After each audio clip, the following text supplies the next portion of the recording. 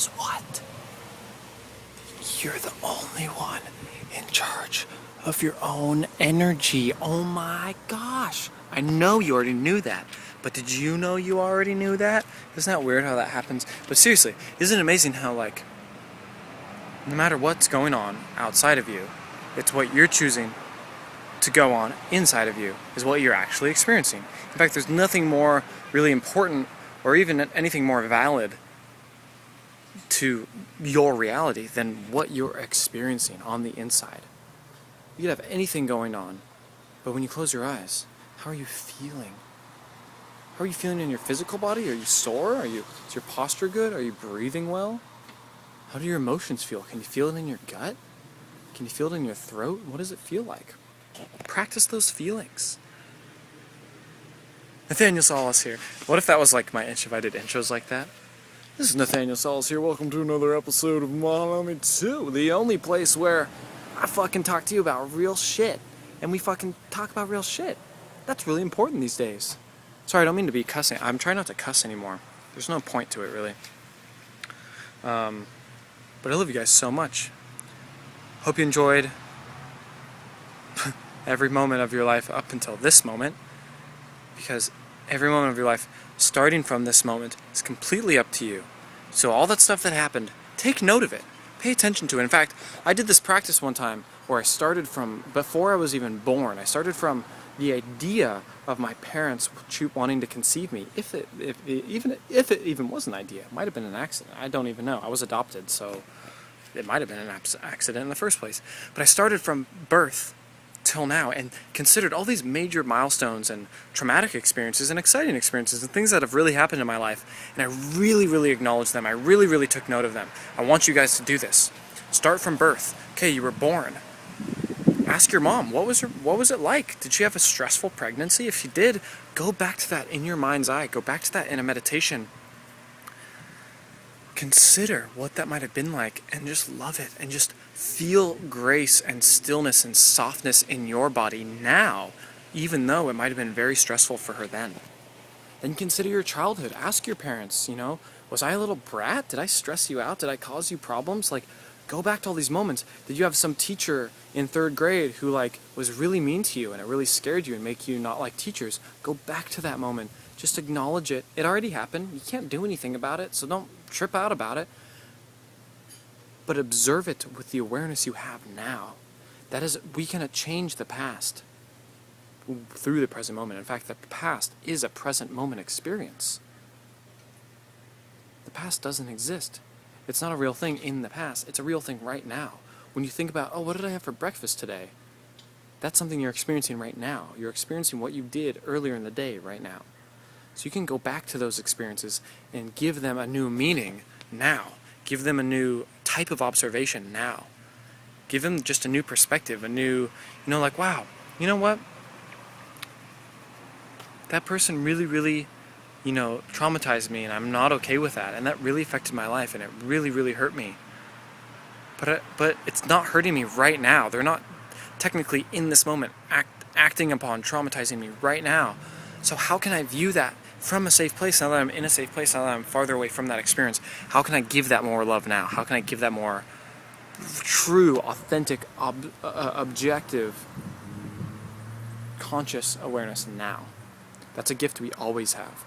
And look into the future. You're going to be stressed in the future. You're going to be scared in the future. You're going to be worried in the future. You're going to be doubtful in the future. Just consider that now and start adding more of these imprints, adding more of these ripple effects.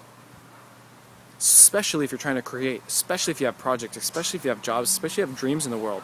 I have a lot of dreams in the world, and I have a lot of things, like when I know that I'm going to do, I have a big, as an example, I'm making this self-guidance system right now. Really incredible coaching program for 30 days. That's only 3, but 10 of those. 30 days taking 30 people through the most profound consciousness revealing process they've probably ever had in their life. That's kind of a big deal. And I knew that's going to take a lot of effort out of me. It's going to take a lot of really extracting and really focusing and a lot of work and focus, and it might make me tired, and I might get stressed, I might get doubtful. Am I doing it the right way? Am I da-da-da-da-da? So I considered all those things before I even started.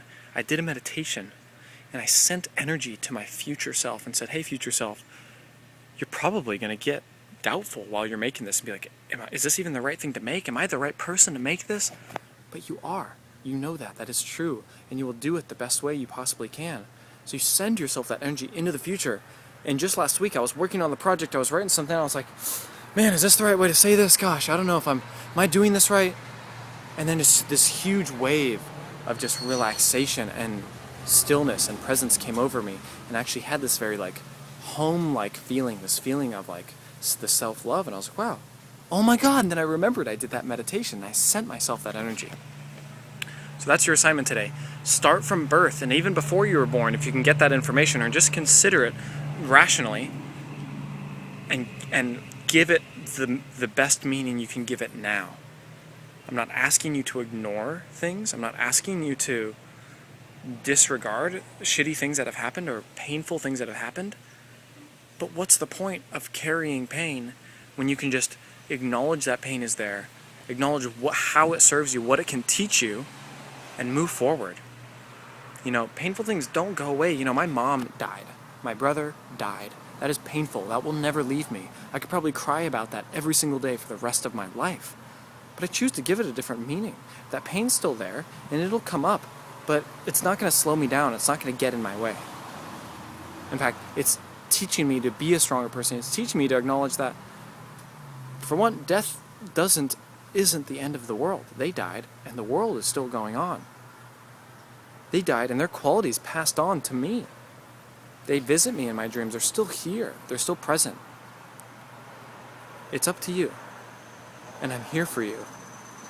I'm so grateful to say that I've learned enough that I'm happy and I'm healthy and I feel empowered. I'm empowered by everything that comes into my life, even the scary things. And I get scared, even the stressful things, and I get stressed.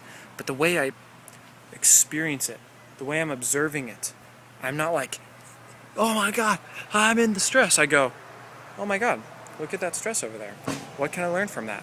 What does that have to teach me? Come here. I was just talking about how, you know, the difference between between fresh watermelons and watermelons that have been sitting on the ground for a long time. Don't eat that.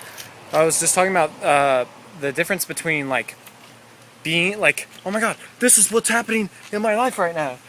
Oh, it's right here. Oh, the stress and that person I gotta talk. Oh, and that job I gotta do. As opposed to like, Nathaniel, okay, that's not who you are. yeah, exactly. Instead of being like, oh, okay, that's what's happening in my life right now. That's the person I gotta talk to. That's the job I gotta do. How's that shown up in your life? How do you practice kind of not being in it, but being observing it? You know.